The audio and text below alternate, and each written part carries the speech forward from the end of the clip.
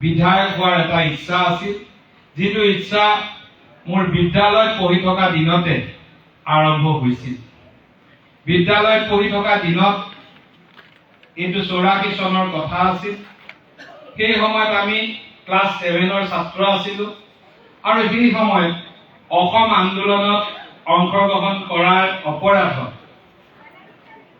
মোক আৰু মোৰ যমজ ভাতৃক গ্ৰেপ্তাৰ কৰিবলৈ ৰাতি 12টা বজাত আমাৰ ঘৰলৈ পুলিচ আহিছে। আমি পলাই যোৱা দেখি পাছফালেদি আমি পলাই গৈছিলোঁ। পাছফালে কুঁহিয়াৰ বাৰী আছিলে, তাত সোমাইছিলোঁ। দেউতাক ধৰি লৈ গৈছিল আৰু দেউতাই 3 দিন জেল খাইছিল আমি আন্দোলন কৰাৰ অপৰাধ। সন্মুখত বহি আছে আমাৰ শ্ৰীযুতা বন্তি বৰা, মই মামী বুলিয়ে কওঁ। তেতিয়া মোৰ বাইদেউ মামীৰ ঘৰত গৈ আছিলেগে, পুলিচ আহি থাকে, আমাক বিচাৰে।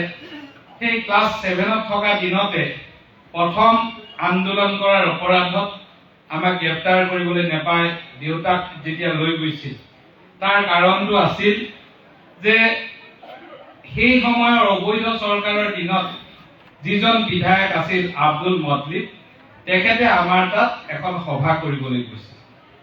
সভাখন কৰিবলৈ যাওঁতে সভাত মানুহ নহল। তাৰ আগদিনা তাতে ছাত্ৰ সন্থা গণসংগ্ৰাম পৰিষদে এখন সভা কৰিছিল।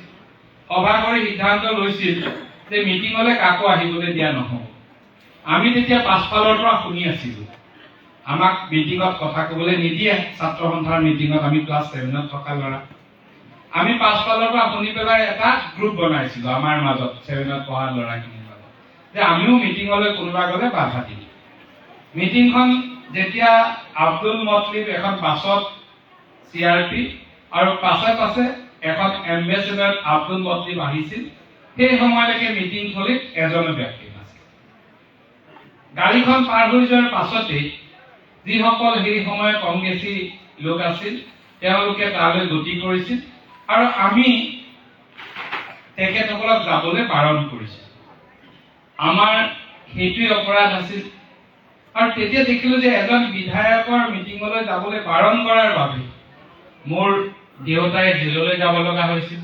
দেউতাৰ খবৰ ল'বলৈ যোৱা সেই সময়ত ধুন্দাচাম হাইস্কুলৰ প্ৰধান শিক্ষক মোৰ মামা পদ্ম বৰা, তেখেতক অত্যন্ত মাৰপিট কৰি এখন কাণেৰে নুশুনা কৰি দিছিল, তেখেতকো জেললৈ পঠাইছিল। আৰু আমি কোৰ্টত গৈ জামিন লৈ ওলাই আহিছিলো। আমাক তেতিয়া কোৰ্টত জাজে দেখিছিল, ক্লাছ 7ত পঢ়া ল'ৰা, জাজে পুলিচকে গালি পাৰিছিল যে 7ৰ ল'ৰাই কি আন্দোলন কৰি তোমালোকে যিবিলাক ছেকশ্যন লগাইছা দেশৰ কি সমস্যাৰ সৃষ্টি কৰি। আৰু তেতিয়া যেতিয়া বিধায়কজনৰ আচৰণ দেখিছিলো, তেওঁ মিটিঙলৈ যাবলৈ বাৰণ কৰাৰ কাৰণেই পুলিচে ইমান অত্যাচাৰ কৰে। সেই সময়ছোৱাত পুলিচ CRPৰ বিৰাট অত্যাচাৰ আছে। তাৰ এবছৰৰ পাছত অসম চুক্তি হ'ল। অসম চুক্তি হৈ অসম গণ পৰিষদ দলৰ গঠন হ'ল আৰু অসম গণ পৰিষদ দলে চৰকাৰ গঠন কৰিলে। স্বাভাৱিকতে আন্দোলন কৰা পৰিয়াল হিচাপে অসম গণ পৰিষদ দলৰ বিধায়ক বা অন্যান্যসকলৰ এটা ঘাটি লৈ আমাৰ ঘৰটো ৰূপান্তৰিত হ'ল। আৰু তেতিয়াৰ পৰা আমি ছাত্ৰ সন্থাত যিহেতু আছিলো, বিধায়ক মন্ত্ৰী এইসকলক সন্মুখৰ পৰা দেখি আছিলো। তেতিয়া এটা কথা ভাবিছিলো যে মই কেতিয়াবা যদি বিধায়ক হওঁ, বিধায়কসকলৰ যিবিলাক কাম ৰাইজে বেয়া পায় সেই কামবিলাক মই নকৰো, আৰু যিবিলাক কাম বিধায়কসকলে কৰাটো ৰাইজে বিচাৰে সেই কামটো মই কৰিম। এনেকুৱা এটা চিন্তা মনৰ মাজত লৈ আমি মাজে মাজে বিধায়ক হ'বলৈ তেতিয়াৰ পৰা ৰাজনৈতিকভাৱে সক্ৰিয় হৈ আছিলো। আৰু আপোনালোকৰ আশীৰ্বাদে আমি 21 চনত ইয়াৰ পৰা প্ৰতিনিধিত্ব কৰাৰ সুযোগ পালো। যেতিয়া 21 চনত বিধায়ক হলো, তেতিয়া আকৌ মনতে ভাবিলো যে মই কোনখিনি কাম কৰিব লাগিব আৰু কোনখিনি কাম মই নকৰিব লাগিব। কাৰণ সাধাৰণতে আমাৰ কি হয়, বিধায়কজনৰ চৰিত্ৰ একেই থাকে। এটা দলৰ বিধায়ক 5 বছৰ থাকে, তেওঁৰ পাছত নতুন এজন বিধায়ক আহে, তেওঁ 5 বছৰ থাকে, কাৰো দিনতে প্ৰগতি নহয়। মানুহে এক্সপিৰিয়েঞ্চ বিচাৰি নতুন নতুন বিধায়ক বিচাৰে, কিন্তু বাস্তৱিকতে ৰাইজৰ একো উন্নয়ন নহয়। তেতিয়া সিদ্ধান্ত লৈছিলোঁ যে ফাঁকি নিদিয়াকৈ কাম কৰিব লাগিব, পৰিকল্পিতভাৱে কাম কৰিব লাগিব আৰু ৰাইজক সেৱাৰ ভাৱেৰে কাম কৰিব লাগিব। 5 বছৰত এইখিনি কাম কৰিব পাৰিলে ভগৱানে মোক আশীৰ্বাদ দিব। এই 5 বছৰ অন্তত বেলেগ কি পাৰিছো নোৱাৰিছো মই আকৌ কৈছো, কিবা কাম কৰিব পৰা নোৱাৰা আপোনালোকৰ বিচাৰ্যৰ বিষয়। পৃথিৱীত এনেকুৱা কোনো মানুহ নাই যিজন মানুহে সকলো মানুহৰ সকলো আশা আকাংক্ষা পূৰ কৰিব পাৰে। কিন্তু সৰ্বাধিক আশা আকাংক্ষা পূৰ কৰিবৰ কাৰণে যেতিয়া প্ৰচেষ্টা হাতত ল'ব বিচৰা যায়, সেই সময়ত যদি বিধায়কজনে বা যিজনৰ গাত দায়িত্ব থাকে, আজি বিধায়কেই হওক বা সামাজিকভাৱে বেলেগ দায়িত্বতে থাকক, নিজৰ কামটো ফাঁকি নিদিলে সমাজখন ভাল হ'ব। সেইকাৰণে প্ৰথমৰ পৰা নিজৰ কামত ফাঁকি নিদিবলৈ যত্ন কৰিছিলোঁ আৰু ৰাইজৰ পৰাও প্ৰথম দিনৰ পৰাই বহুত মৰম পালোঁ, যিখিনি মৰমে মোৰ জীৱনটো সমৃদ্ধ কৰিলে। মই অভিভূত, ইমান মৰম জীৱনত পাম বুলি কেতিয়াও ভবা নাছিলোঁ। যি কি নহওক, এই 5টা বছৰ ৰাইজৰ মুখত যাতে হাঁহি বিৰিঙাব পাৰোঁ, সৰুপথাৰ সমষ্টিৰ বাবে যাতে এই 5টা বছৰ অমৃতকাল স্বৰূপ হ'ব পাৰে, তাৰ পৰিকল্পনাই কাম কৰিলোঁ। আৰু অসমৰ মাননীয় মুখ্যমন্ত্ৰী ডাঙৰীয়াৰ আশীৰ্বাদত তেখেতে সৰুপথাৰবাসীক বহুত মৰম কৰে। বাকী সকলো মুখ্যমন্ত্ৰী লগ লাগিলে সৰুপথাৰলৈ ৭৪ বছৰত যিমান আহিছে, আমাৰ মুখ্যমন্ত্ৰীজন 5 বছৰতে তাতকৈ দুগুণ আহিছে। গতিকে এইজন মুখ্যমন্ত্ৰীৰ আশীৰ্বাদত এটা এটাকৈ আমাৰ সমস্যাবিলাক লাহে লাহে নোহোৱা হ'বলৈ গৈ আছে। আপোনালোকে ভাবক যে অসমৰ 30,000 গাঁও আছে। 30,000 গাঁৱত কোনোবা এখন গাঁৱত যেতিয়া মুখ্যমন্ত্ৰী ডাঙৰীয়াই এটা নিশা কটাম বুলি ভাবে, 30,000 গাঁৱত ক'তো নেবাচি তেওঁ নিজে কয় যে বিশ্বজিৎ, মই তোমাৰ সমষ্টিৰ এখন গাঁৱত এৰাতি থাকিম। এয়া আমাৰ কাৰণে গৌৰৱৰ বিষয়। সাধাৰণ বানপানী হ'লে, যি বানপানী আগতে তাতকৈ বহুত ডাঙৰ বানপানী হৈছে, সাধাৰণ বানপানী হ'লেই মুখ্যমন্ত্ৰী ডাঙৰীয়া আহি সৰুপথাৰত বানপানীৰ খবৰ লৈ যায়। আমি যোৱা সময়ছোৱাত মুখ্যমন্ত্ৰীৰ সৰুপথাৰৰ প্ৰতি মৰম আগ্ৰহ এইখিনি দেখি সঁচাই সৰুপথাৰবাসীৰ হৈ মই বহুবাৰ ধন্যবাদ দিছোঁ আৰু আমি সৰুপথাৰবাসী কৃতজ্ঞ। আজিও ৰাতিপুৱা তেখেতে ফোন কৰি সুধিছে যে বৰ্ডাৰ অঞ্চলত এভেকশ্যনৰ বাবে কিমান ভোটাৰৰ নাম নাইকিয়া হ'ল। তেখেতৰ প্ৰতিটো কথাত খবৰ থাকে যে সৰুপথাৰত কি হৈছে।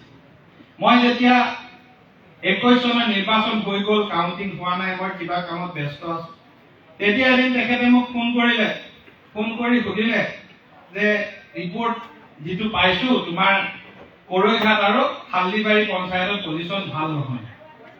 তাৰমানে ময়ে তেতিয়ালৈকে ৰিপৰ্টটো পোৱা নাই, কিন্তু মুখ্যমন্ত্ৰী মহোদয় আমাৰ সৰুপথাৰ ক'ত কি হৈ আছে সেই খবৰখিনি ইমান ধুনীয়াকৈ লয়। আমাৰ সৰুপথাৰত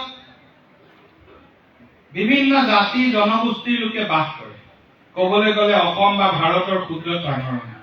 আমাৰ ইয়াত তিৱা মানুহ আছে, আমাৰ ইয়াত বড়ো মানুহ আছে, ৰাভা আছে, মণিপুৰী আছে, কাৰ্বি আছে, ডিমাচা আছে, সকলো জাতি আছে।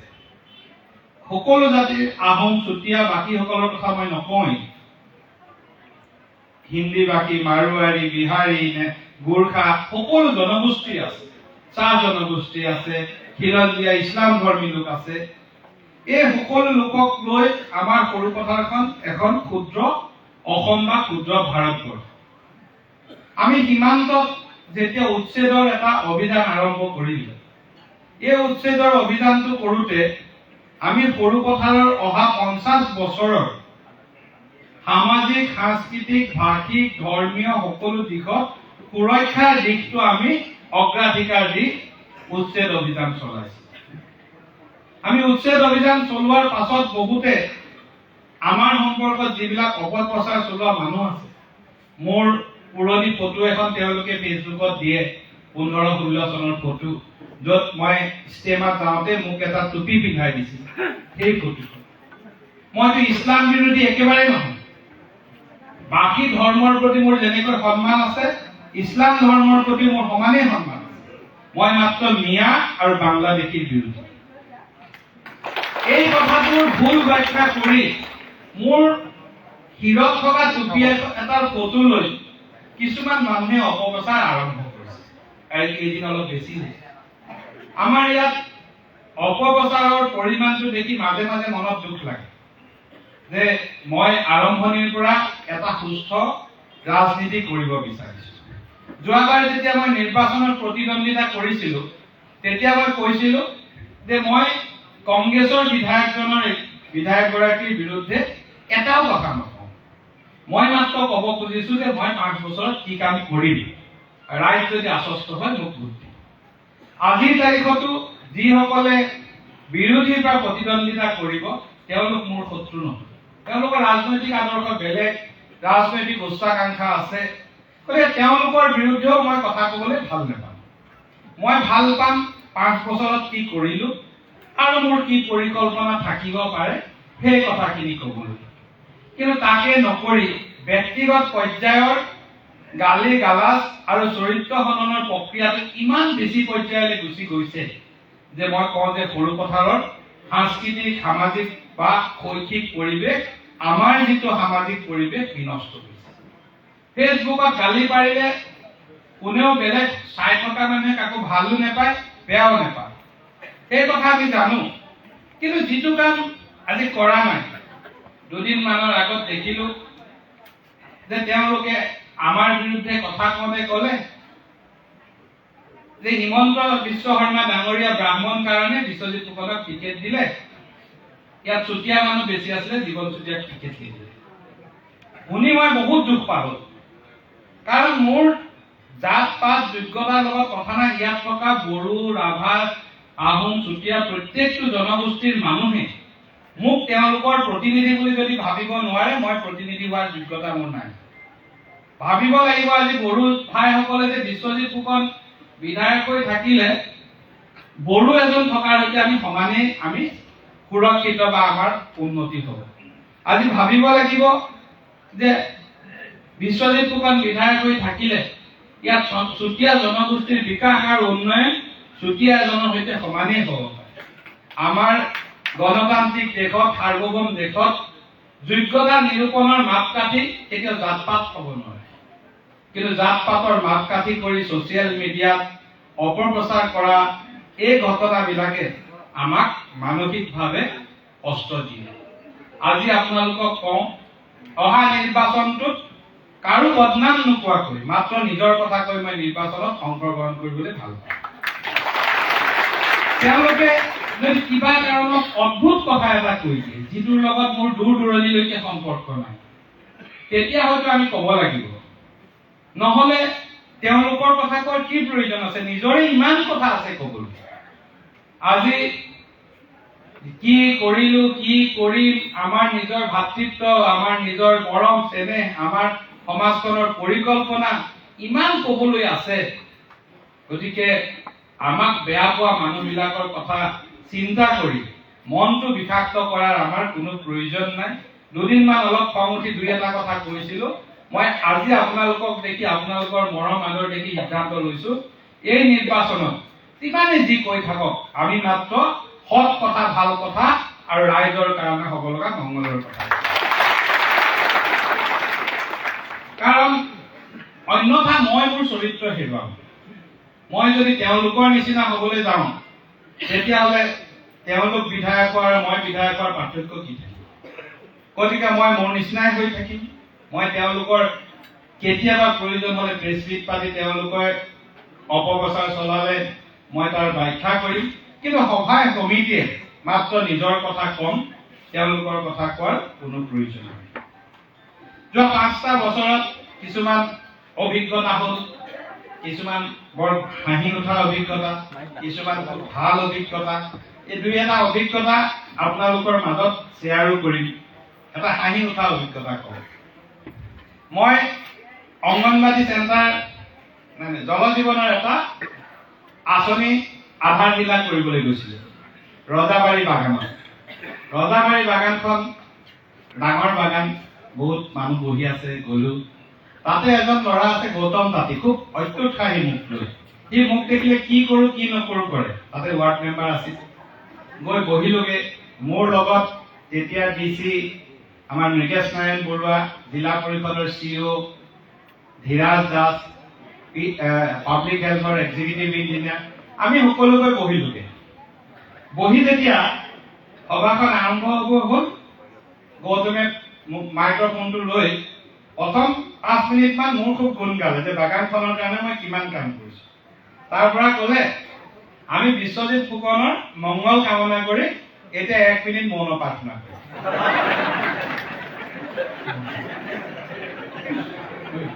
তাৰ পৰা এটা চব থিয় কৰি দিলে। চব মানুহ উঠি গ'ল, মই উঠা নাই, মই বহি আছো। DCও লাহেকে চব উঠা দেখি উপায় নাইকিয়া হৈ উঠি দিলে, CEO উঠি দিলে। তাৰ পৰা 1 মিনিট মৌন প্ৰাৰ্থনা আৰম্ভ হ'ল বুলি ক'লে, আৰু মই জীয়াই থকা মানুহটোৰ সপক্ষে 1 মিনিট মৌন প্ৰাৰ্থনা হ'ল, আৰু মই বহি চাই থাকিলো। এনেকুৱা কিছুমান অভিজ্ঞতা হয়, এটা ভাল অভিজ্ঞতা। অংগনবাদী কেন্দ্ৰসমূহৰ কথা কৈ আছো। আমি 9 কোটিত অংগনবাদী কেন্দ্ৰ এভাগ আধাৰশিলা কৰিব লাগিব। আধাৰশিলা কৰিলো, কৰি শেষ হ'ল। শেষ হোৱাৰ পাছত অংগনবাদী বাইদেউক সুধিলো, বাইদেউ আপোনাৰ ষ্টুডেণ্ট কিমান আছে? বাইদেউ মুখে নেমাতে। 2বাৰ সুধিলো, 3বাৰ সুধিলো। ক্লাছত লাহেকে কৈছে, ছাৰ মোৰ ষ্টুডেণ্ট এটা। অথচ 25 লাখ টকাৰ আধাৰশিলা কৰিয়ে দিলো। আমি তাৰমানে অংগনবাদী কেন্দ্ৰ 100তকৈ অধিক বনাইছো। নিৰ্মাণ কৰাৰ আগত কেন্দ্ৰবিলাকৰ যিমান আমাৰ 341টা অংগনবাদী কেন্দ্ৰ আছে, এটা ফটো এলবাম বনালো। ফটো এলবাম বনাই য'ত আটাইতকৈ বেয়া অংগনবাদী কেন্দ্ৰ আছে তাৰ চেংচন আগত দিলো। নহ'লে কি হয় মই জানো, মোৰ লগত যিকেইজন থাকে তেওঁলোকৰ আগতে লৈ যায়। মোৰ লগত সাপোজ আজি দীপেন আছে, মই লিষ্ট বনালে দীপেন ক'ত দিব, বোলে আমাৰ ঘৰৰ ওচৰতো দিয়ক, চবেইতো ঘৰৰ ওচৰতো লৈ যায়। সেইকাৰণে মই এলবাম বনাইছো, কাকো নোহোৱাকে লিষ্টখন বনাইছো, প্ৰায়ৰিটি লিষ্ট, যাতে ভাল সৰু কোনো ডিপ্ৰাইভ নহয়। অংগনবাদী কেন্দ্ৰ নিৰ্মাণ হৈ গ'ল। হৈ যোৱাৰ পাছত উদ্বোধন কৰিবলৈ আৰু নগ'লো, এটা ষ্টুডেণ্ট আছে, 2বাৰ কি যাব। তাৰপাছত ইয়াতে আমি অংগনবাদী বাইদেউসকলৰ এখন সভা পাতিছো। এবছৰ পাছত 22ত আধাৰশিলা কৰিলো, 23ত বনাই হ'ল, 24ত ইয়াত এখন আমি সভা পাতিছো। সকলো অংগনবাদী বাইদেউসকলৰ লগত কথা বতৰা পাতিলো। পাতি পেলাই এনেকে সুধিলো যে 9 কোটি অংগনবাদী বাইদেউ আছে নেকি? বোলে আছো। তেখেতে লৰালৰিকৈ উঠিলে। মই বোলো বাইদেউ আপোনাৰ ষ্টুডেণ্ট এটা নে বেছি? বোলে ছাৰ মোৰ অংগনবাদী কেন্দ্ৰত এতিয়া 27টা ষ্টুডেণ্ট। চাওক, য'ত এটা ষ্টুডেণ্ট আছিলে, এটা সুন্দৰ ঘৰ হৈ যোৱাৰ পাছত সেই অংগনবাদী কেন্দ্ৰত 27টা ষ্টুডেণ্ট মানে সেই অঞ্চলত ষ্টুডেণ্ট আছিলেই। পৰিৱেশ পোৱা নাছিলে, বিদ্যালয়খন পাৰ গঁড়ালৰ নিচিনা আছিলে। তাত পঢ়িবলৈ আহিলে ল'ৰা ছোৱালী ভাল পৰিৱেশ নাই। ধুনীয়া যেতিয়া স্কুল হৈ গ'ল, সেই ধুনীয়া স্কুলত ল'ৰা ছোৱালী আহিল, তেওঁলোকৰ প্ৰটিন, ভিটামিন, খাদ্য ইত্যাদি আমি যোগান ধৰিলো। গৰ্ভৱতী মাতৃ প্ৰসূতিৰ চেকআপ বা প্ৰতিষেধক, ল'ৰা ছোৱালীৰ প্ৰতিষেধক অংগনবাদী কেন্দ্ৰত দিয়াৰ ব্যৱস্থা কৰিলো। এই 25 লাখ টকা দিয়াৰ লগে লগে সেই অঞ্চলটোৰ অনানুষ্ঠানিক যি শিক্ষা, প্ৰাথমিক 0 to 6 yearsৰ ভিতৰত ই এক পৰিৱৰ্তন হৈ গ'ল। সেইকাৰণে সৰু সৰু একোটা কথাই আমাৰ সমাজত বহুত পৰিৱৰ্তন কৰে। আজি আমাৰ বৰা ছাৰে কৈছে কথাটো যে আগতে আমি কওঁ যে আমাৰ বিজুলী 24 ঘণ্টা থাকিব লাগে। 14 চনত মই গুজৰাট গৈছিলো, এসপ্তাহ থাকিছিলো, আৰু এসপ্তাহত যেতিয়া এবাৰো কাৰেণ্ট যোৱা নেদেখিলো মই আচৰিত হলো। কাৰণ ইয়াততো দিনটোত 15 বাৰ 20 বাৰ কাৰেণ্ট অহা যোৱা কৰে।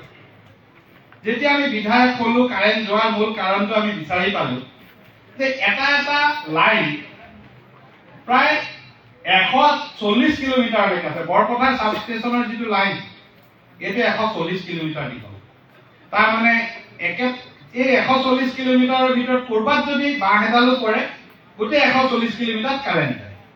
আৰু ক'ত পৰিছে বিচাৰি উলিওৱাৰ সাধ্য নাই, 3 দিন কাৰেণ্ট নাই। অলপ বতাহ দিলেই কাৰেণ্ট নাই। আমি জুৰহতীয়া গাঁৱত, বৰবিলত, নাওজানত এইকেইটা যেতিয়া চাব ষ্টেচন বনালো আৰু আমি উৰিয়াম ঘাটৰ কাৰণে চেংচন প্ৰক্ৰিয়া আমি অব্যাহত ৰাখিছো হৈ যাব। এতিয়া এটা এটা লাইন 10 কিলোমিটাৰ, 8 কিলোমিটাৰ, 12 কিলোমিটাৰ চাব ষ্টেচনৰ বা নতুন লাইন চবতে কৰা হ'ল। আৰু তাৰ ফলত কি হ'ল, কোনোবা এটা লাইনত যদি বাঁহ এডাল পৰে তেতিয়াহ'লে বাকী লাইনবিলাক ঠিকে থাকে আৰু কন্ট্ৰল ৰুমত গম পাই যায় যে বোলে গেলাবিললৈ যোৱা লাইনটোত বাঁহ এডাল পৰি আছে, আধা ঘণ্টাৰ ভিতৰত ঠিক হৈ যায়। সেইকাৰণে আজিকালি কাৰেণ্ট থাকে নাই, আমি থাকিলে ইমান মন নকৰোঁ, গুচি গ'লে আমি ঘপককে মনত পৰে। এতিয়া আজিকালি 24 ঘণ্টাই আমাৰ কাৰেণ্ট থাকে। যদি ক'ৰবাত বাঁহ কাঠ পৰি কিবা পৰি যদি কাৰেণ্টৰ গণ্ডগোল নহয়, আমাৰ কাৰেণ্ট থাকে। আমাৰ সৰুপথাৰ হস্পিটেলখনত আগতে 2জন বা 3জন ডাক্তৰ আছিলে, এতিয়া 20জন ডাক্তৰ আছে। আৰু আজি যদি গোলাঘাটৰ হস্পিটেললৈ যায় বোলে আপোনাৰ গ'ল্ড ব্লাডাৰ অপাৰেশ্যন কৰিব লাগে, লিখি দিলে ডাক্তৰে, ডেটটো যেতিয়া ল'ব লাগে, ইমান পেচেণ্টৰ লাইন আছে যে আপোনাক ক'লে যে 3 মাহৰ পাছত, এতিয়া ফেব্ৰুৱাৰী মাহ, এপ্ৰিল মাহত আপোনাৰ অপাৰেশ্যনৰ ডেট আছে 12 তাৰিখ। এতিয়া গ'ল্ড ব্লাডাৰ এতিয়াৰ পৰা এপ্ৰিল মাহলৈকে পেচেণ্টে বিষতটো ৰৈ থাকিব নোৱাৰে, গৈ নাৰ্ছিঙত অপাৰেশ্যন। আমাৰ ইয়াত এতিয়া 2জন ডক্তৰ আছে চাৰ্জাৰী। আপোনালোক যদি আজি কাৰোবাৰ বেমাৰ লৈ যায়, কালিলৈ গ'ল্ড ব্লাডাৰ অপাৰেশ্যন কৰিব, ৱেটিং পিৰিয়ড 0। ৱেটিং পিৰিয়ড আমি লগে লগে অপাৰেশ্যন কৰিব পাৰোঁ। আমাৰ যোৱা পৰহি 2জন গ'ল্ড ব্লাডাৰ অপাৰেশ্যন কৰিছে একেদিনাই, তাৰ আগদিনা একেদিনাই 5 গৰাকী প্ৰসূতিৰ চিজাৰিয়ান অপাৰেশ্যন কৰিছে। এদিনত 5 গৰাকী প্ৰসূতিৰ সৰুপথাৰতে চিজাৰিয়ান অপাৰেশ্যন, কিমান এটা আমাৰ মনত ভাল লগা কথা। সৰুপথাৰ অসমৰ একমাত্ৰ সাব ডিষ্ট্ৰিক্ট বা সাব ডিভিজন য'ত ডায়ালিচিছ আছে। ডিষ্ট্ৰিক্টত আছে, তাতো একেই কথা। গোলাঘাটত ডায়ালিচিছ কৰিবলৈ গ'লে আপোনাৰ ৱেটিং পিৰিয়ড 6 দিন 7 দিন ৰ'ব লাগে, অথচ কিছুমান ৰোগী থাকে সপ্তাহত 2 দিন ডায়ালিচিছ কৰিব লাগে। আমাৰ সৰুপথাৰত দৈনিক 5-6 গৰাকী পেচেণ্টক বিনামূলীয়াকৈ এটা টকাও খৰচ কৰিব নালাগে ডায়ালিচিছ আমি কৰি আছো। আৰু তাতকে ডাঙৰ কথা যে সৰুপথাৰ হস্পিটেলত যদি আপোনালোকে ৰোগ দেখায়, প্ৰেছক্ৰিপশ্যনখন লৈ ফাৰ্মাচীত যাব, হস্পিটেলৰ ফাৰ্মাচীত 100% দৰৱ আপোনালোকে ফ্ৰীকে পাব। কেতিয়াবা কেতিয়াবা কিছুমান ইমাৰ্জেঞ্চি দৰৱ যদি নাথাকে, এতিয়া অপাৰেশ্যনৰ সময়ত 2টামান বস্তু লাগে যিকেইটা আমাৰ গভৰ্ণমেণ্ট ছাপ্লাই নাই। এটাত প্ৰায় 1400মানকৈ টকা খৰচ হয়, চিজাৰিয়ানৰ সময়টো লাগে। সেই গোটেইখিনি আমি নিজাববীয়াকৈ কিনি হস্পিটেলত জমা ৰাখিছো, যাতে পেচেণ্টে এটকাও খৰচ কৰিব নালাগে। কিবা যদি ৰোগ হৈছে, তাৰ দৰৱ যদি নাই, সন্মুখৰ ফাৰ্মাচীৰ পৰা আমি আনি দি তেওঁলোকক দিওঁ। তাৰ পইচাটো হয় মই ব্যক্তিগতভাৱে, নহ'লে আমি মেনেজমেণ্ট কমিটি ক'ৰবাৰ পৰা মিলাই আমি দিওঁ। ৰোগীয়ে সৰুপথাৰত 100% বিনামূলীয়া চিকিৎসা পাব লাগে, সেই ব্যৱস্থা আমি কৰিছো। চিকিৎসাৰ ক্ষেত্ৰত সৰুপথাৰ আৰু উৰিয়াম ঘাটৰ 2টা যদি মই উদাহৰণ দিওঁ, মই বিধায়ক হোৱাৰ পাছত উৰিয়াম ঘাট হস্পিটেললৈ গ'লো, 2-3 দিনকৈ ডাক্তৰ নাপালো। তাৰ পাছত তাতে মই কিমান এবছৰ ৰোগী উৰিয়াম ঘাট হস্পিটেলত দেখুৱাইছে তাৰ হিচাপ বিচাৰিলো, ক'লে যে এবছৰত আউটডোৰ পেচেণ্ট আছিলে 725 জন, এক বছৰত এভাৰেজ 2জনতকৈও কম। আৰু এতিয়া যদি উৰিয়াম ঘাট হস্পিটেলখন চাই, উৰিয়াম ঘাট হস্পিটেলত এতিয়া এবছৰত প্ৰায় 25,000 ৰোগীয়ে এবছৰত উৰিয়াম ঘাট হস্পিটেলতে বেমাৰ। আজি সৰুপথাৰ হস্পিটেলত আগতে ৰোগীৰ সংখ্যা 30 জন, 35 জন, 28 জন দৈনিক আছিলে। এতিয়া দৈনিক আমাৰ ৰোগীৰ সংখ্যা প্ৰায় মিনিমাম 200, মেক্সিমাম 400। গতিকে ৰোগীক আমি সকাহ দিবলৈ যত্ন কৰি আছো। আৰু আহি থকা দিনত সৰুপথাৰ হস্পিটেল আমি প্ৰসূতি আৰু শিশুৰ স্পেচিয়েল হস্পিটেল হিচাপে স্থাপন কৰাৰ এটা সিদ্ধান্ত লৈছো। বাকীবিলাকতো থাকিবই, পেডিয়াট্ৰিক্স আৰু গাইনীৰ কাৰণে বিশেষ ব্যৱস্থা লৈ এই হস্পিটেলখন আমি আগবঢ়াই লৈ যাম। আজি কেইদিনমান আগত আমি ONGCৰ পৰা 2খন 15 লাখ টকীয়া আমি এম্বুলেন্স আনিছো, তেওঁলোকে হেণ্ড অভাৰ কৰিবলৈ আহিব। এখন উৰিয়াম ঘাটত থাকিব, এখন সৰুপথাৰত থাকিব 108ৰ বাহিৰে। এই কিমান অত্যাধুনিক এম্বুলেন্স, 15 লাখ টকীয়া, কম দামী নহয়। আৰু এখন এম্বুলেন্স তেওঁলোকে আমাক দিবলৈ মান্তি হৈছে, এইখন হ'ল লাইফ ছাপোৰ্ট এম্বুলেন্স, যিখন 108ৰ নিচিনা পেচেণ্ট ইয়াৰ পৰা দৰকাৰ হ'লে গুৱাহাটীলৈকে ভেণ্টিলেশ্যনত লৈ যাব পৰা এম্বুলেন্স এখনো ONGC আমাক দিয়াৰ প্ৰতিশ্ৰুতি দিছে। কিন্তু সমস্যাটো হৈছে যে সেই এম্বুলেন্সখন চলাবৰ কাৰণে যিটো মেকানিজম লাগে সেইটো আমি ৰেডি কৰিব পৰা নাই। সেইটো ৰেডি হ'লে আমি ONGCৰ পৰা লাইফ ছাপোৰ্ট এম্বুলেন্স এখনো লাভ কৰিম। গতিকে শিক্ষাই আমাক আগবঢ়াই লৈ যাব।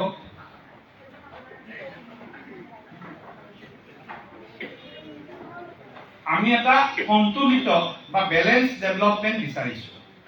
এই বেলেন্স ডেভেলপমেণ্টৰ কাৰণে কোনো এখন পঞ্চায়ত, কোনো এটা অঞ্চল যাতে থাকি নাযায়।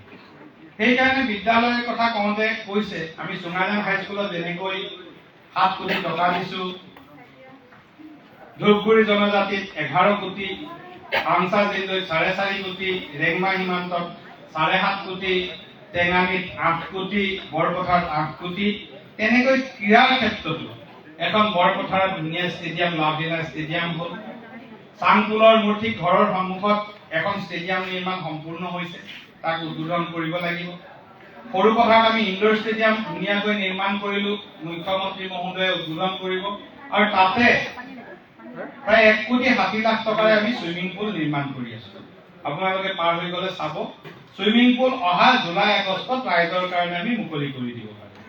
খুব সুন্দৰ চুইমিং পুল হ'ব, বিজ্ঞানসন্মত, যাতে এই অঞ্চলৰ ল'ৰা ছোৱালীয়ে তাতে যাব পাৰে। বৰপথাৰত লাভলীনা বৰগোহাঁই বক্সিং একাডেমী হৈছে, যোৱা 2টা বছৰ বিনামূলীয়াকৈ, তাৰ সম্পূৰ্ণ পইচা মই মোৰ নিজাববীয়াকৈ বহন কৰি আছো। কোচ যি গুৱাহাটীৰ পৰা আনি খৰচ কৰিছো। যোৱা 2টা বছৰ আমি বিনামূলীয়াকৈ বক্সিঙৰ প্ৰেক্টিচৰ ব্যৱস্থা কৰিছো। আৰু অহা এই ইলেকশ্যনৰ আগতেই আমি সমষ্টিটোৰ বিভিন্ন ঠাইত দিবৰ বাবে আৰু নতুনকৈ 15টা জিম আমি আনিছো, প্ৰতিটো এৰিয়াতে যাতে ডেকা ল'ৰাবিলাকে প্ৰেক্টিচ কৰিব।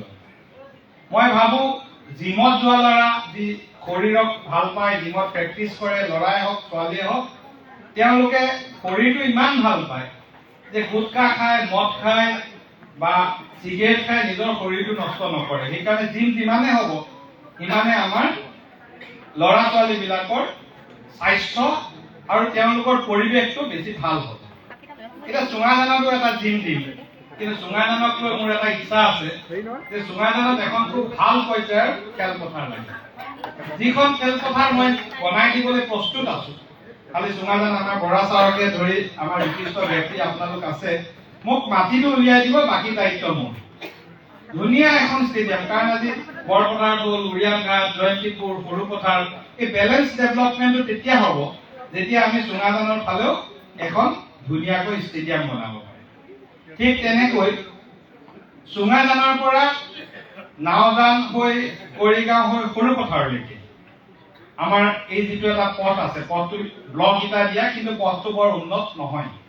আমাৰ এতিয়া MV লৈ যোৱা পথটো ধুনীয়া হ'ল, উৰিয়াম ঘাট যোৱা ধুনীয়া হ'ল, চুঙাজান যোৱা ধুনীয়া হ'ল, গোটেইকেইটা ধুনীয়া হ'ল। সেই পথটো অহা 5 বছৰত, যদি 5 বছৰটো ক'বলৈ অলপ বেয়া হয়, এতিয়া বিধায়ক ক'বলৈ বাকী আছে, তথাপিতো পৰিকল্পনা, সেই পথটো আমি বাকী পথবিলাক যেনেকৈ আহল বহলকৈ কৰিছো, ঠিক থানাৰ সন্মুখৰ পৰা সৰুপথাৰ নাওজান হৈ চুঙাজান একেবাৰে লাষ্টলৈকে আমি গোটেই পথটো আহল বহলকৈ নিৰ্মাণ কৰিম। মই যোৱা সময়ছোৱাত আৰু এটা কথা খুব গুৰুত্ব সহকাৰে লৈছিলো, সেইটো মোৰ একান্ত ব্যক্তিগত কথা। সেইটো হ'ল যে মোৰ ওচৰলৈ বহুত মানুহ আহে, বিভিন্ন ৰিকুৱেষ্ট লৈ আহে। তাতে প্ৰথম অৱস্থাত কিছু ব্যক্তি আহিছিলে এখন এপ্লিকেশ্যন লৈ মোৰ পৰা ফৰৱাৰ্ডিং এটা বিচাৰে। সেই এপ্লিকেশ্যনখন আছিলে তেখেতসকলে ৱাইন শ্বপ খুলিব খোজে, মই এটা চহী কৰি দিলে তেওঁলোকে পাৰ্মিশ্যন পায়। মই ক'লো যে আপোনালোকে ৱাইন শ্বপ খোলক, মোৰ কোনো আপত্তি নাই, কিন্তু মই চহী কোনো কাৰণত নকৰোঁ, কাৰণ মই জানো মই চহী নকৰিলে নহ'ব। মই কোনো কাৰণত চহী নকৰোঁ, এই কথাটোৰ লগত মোৰ দ্বিমত আছে। আৰু আজিলৈকে কোনো ৱাইন শ্বপৰ কাৰণে মই চহী কৰা নাই। আৰু মই জানো মোৰ আশে পাশে দিনটো মোৰ লগত থকা কোনোবা এটা ল'ৰাৰ নামত যদি মই এখন চহী কৰি দিলোঁ, তেওঁ মাহেকত 2 পৰা 3 লাখ টকা উপাৰ্জন কৰিব পাৰিব। মই কেইটামান কথা আগৰ পৰাই বেয়া পাওঁ। এইকেইটা হ'ল, মই ব্যৱসায় কৰোঁ, আপোনালোকে বহুতে জানে। ঈশ্বৰে কৰাত 2000 চনৰ পৰাই ব্যৱসায়ৰ লগত জড়িত হৈ নিজৰ পৰিয়ালটো পোহপাল দি আছোঁ। আৰু কেইটামান ব্যৱসায় মই নিজে নকৰোঁ, আনে কৰাত মোৰ কোনো আপত্তি নাই। এটা হ'ল ইটা ভাটা। মই ভাবোঁ যে প্ৰকৃতিৰ লগত মাটিটো জড়িত হৈ আছে, ইটা ভাটা কৰিব নালাগে। শিল বা কেঁচাৰৰ ব্যৱসায়, যিটো প্ৰকৃতিৰ লগত জড়িত হৈ আছে। কাঠৰ ব্যৱসায়, যিটো প্ৰকৃতিৰ লগত জড়িত হৈ আছে। এইকেইটা ব্যৱসায় মই কেতিয়াও প্ৰশ্ৰয় নিদিওঁ। কোনোবাই কাঠৰ লাইচেঞ্চ বিচাৰি আহিলেও মই না কওঁ, নিজে পাই থাকক, মোৰ আপত্তি নাই। অথচ মোকে কোনোবাই গৈ পেলাই ফেচবুকত শিলৰ মাফিয়া বুলি কৈ দিয়ে। আজিলৈকে যিটো কামৰ পৰা দূৰ দূৰলৈকে মোৰ সম্পৰ্ক নাই, যিসকলে মোক জানে সকলোৱে জানে। আৰু আচৰিত কথা, যেতিয়া ইয়াতে অবৈধ সাম্ৰাজ্য চলি আছিলে, মিয়ালোকে গোটেই শিলৰ কাৰবাৰটো কৰি আছিলে, তেতিয়া সকলো মৌন আছিলে। শিলৰ কাৰবাৰটো এভেকশ্যনৰ পাছত হোৱা নাই। যোৱা 40 বছৰ এই গোটেই গোলাঘাট যোৰহাটৰ ডেভেলপমেণ্ট, দলং বনোৱা, ইউনিভাৰ্চিটি বনোৱা, ৰিফাইনেৰী বনোৱা, হস্পিটেল বনোৱা, ঘৰ বনোৱা, ৰাস্তা বনোৱা, সকলো কাম উৰিয়ান ঘাটৰ পাথৰেৰে হৈ আছে। আমি সকলোৱে দেখি আছো। সেই কামটো কৰি আছিলে সেইসকল অবৈধ নাগৰিকে, যিসকলে ইয়াতে থাকি বিভিন্ন কলা সাম্ৰাজ্য কৰি আছে। তেওঁলোকক এভেকশ্যন কৰাৰ পাছত মই যিমান দূৰ গম পাইছোঁ, এই ব্যৱসায়টোত অসমীয়া যুৱকসকল জড়িত আছে। অসমীয়া যুৱকসকলে তেওঁলোকে ডাম্পাৰ কিনিছে, তেওঁলোকে ব্যৱসায় কৰিছে, তেওঁলোকৰ প্ৰতি মোৰ শুভেচ্ছা। কিন্তু তেওঁলোকৰ ব্যৱসায় বন্ধ কৰিবলৈ গৈ ইয়াত কোনোবা চিনেমাৰ কলা সাম্ৰাজ্যৰ লগত শিলৰ ব্যৱসায়টো তুলনা যদি কৰা হয়, আমাৰ ল'ৰাবিলাকৰ বিৰুদ্ধে এটা অন্যায় কৰা হয়। কাৰণ এখন ট্ৰাকো উইদাউট পাৰ্মিট পাৰ কৰিব নোৱাৰে, তাৰ ষ্ট্ৰিক্ট অৰ্ডাৰ দিয়া আছে। টিপি নহ'লে এখন গাড়ীও নাই। টিপি লৈ অহা গাড়ীখন যদি ক'ৰবাত অবৈধ হৈছে, কিবা হৈছে, খান্দি দিলে অবৈধ হৈ নাযায়। তাত ডিছপুটেড এৰিয়া বেল্ট ডেপ বুলি কয়। তাত নাগালেণ্ড, অসম সমান অধিকাৰ আছে। আমি আমাৰ বুলি 100% ক'ব নোৱাৰোঁ, নাগালেণ্ডেও কয়। কিন্তু এটা কথা ঠিক যে সীমান্তত যোৱা 5টা বছৰত উন্নয়ন যেনেকৈ হৈছে, আজি অসমৰ মানুহে সীমান্তত মূৰ তুলি থাকিব পৰা এটা পৰিৱেশ হৈছে। কোনেও ভয় নকৰে। আগতে উৰিয়ান ঘাটতে সন্ধ্যা লগা ভয় কৰে, বিদ্যাপুৰলৈ গ'লে গধূলি আমাৰে ভয় লাগে। এতিয়া সীমান্তত কোনেও ভয় নকৰাকে জীয়াই থাকে। সীমান্তত আমাৰ মানুহৰ জীৱন ধাৰণ উন্নতি হৈছে। আমাৰ ছাৰে কৈছে নামঘৰৰ কথা। আমি প্ৰায় 650 উপাসনা গৃহ, মই নামঘৰ বুলি নকওঁ, আমি গীৰ্জা, মন্দিৰ, মছজিদ, নামঘৰ, সকলো ধৰ্মীয় অনুষ্ঠানৰ প্ৰতি আমাৰ অনুদান আগবঢ়াইছো। গতিকে 650তকৈ অধিক ধৰ্মীয় অনুষ্ঠানক আমি এই 5 বছৰত অনুদান আগবঢ়াইছো। আৰু বেছি দীঘলীয়া নকওঁ, আপোনালোকৰ বক্তব্য শুনিম। মোৰ আৰু দুটা সৰু সৰু কথা আছে। এটা হ'ল যে আমি সৰু কথা সাব ডিষ্ট্ৰিক্ট নহয় জানো? মোৰ ইচ্ছা যে ভৱিষ্যতে এই সাব ডিষ্ট্ৰিক্ট শব্দটোৰ পৰা সাবটো নাইকিয়া কৰিব লাগে। আপোনালোকে আশীৰ্বাদ কৰিব, আমি সৰু কথাৰ ডিষ্ট্ৰিক্ট কৰিব লাগে। তেতিয়া কিছুমান উন্নয়ন আমি বিচাৰি যাবলৈ দৰকাৰে নাই। কিছুমান ডিষ্ট্ৰিক্ট হৈ যোৱাৰ লগে লগে আমাৰ নিজৰে উন্নয়ন হ'ব। আৰু এই 5 বছৰত মোৰ যদি পৰিকল্পনা কি বুলি ক'লে, প্ৰথম পৰিকল্পনাটো হ'ল যে আমি সৰু কথাৰ এখন জিলালৈ উন্নীত কৰিব লাগে। দ্বিতীয়তে, আমি সৰু পথাৰত ঔদ্যোগিক পাম বা ইণ্ডাষ্ট্ৰিয়েল পাৰ্ক কৰাৰ এটা সিদ্ধান্ত ইতিমধ্যে লৈছোঁ। ইকৰাণীৰ ওচৰত আমি প্ৰায় 350 বিঘা মাটি চিনাক্তকৰণ কৰিছোঁ। সেই মাটিখিনিত ইণ্ডাষ্ট্ৰিয়েল পাৰ্ক হ'ব। ইণ্ডাষ্ট্ৰি ডিপাৰ্টমেণ্টে ছাৰ্ভে কৰিছে। যোৱা বাজেটত তাৰ বাবে 500 কোটি টকাও ধৰা আছে।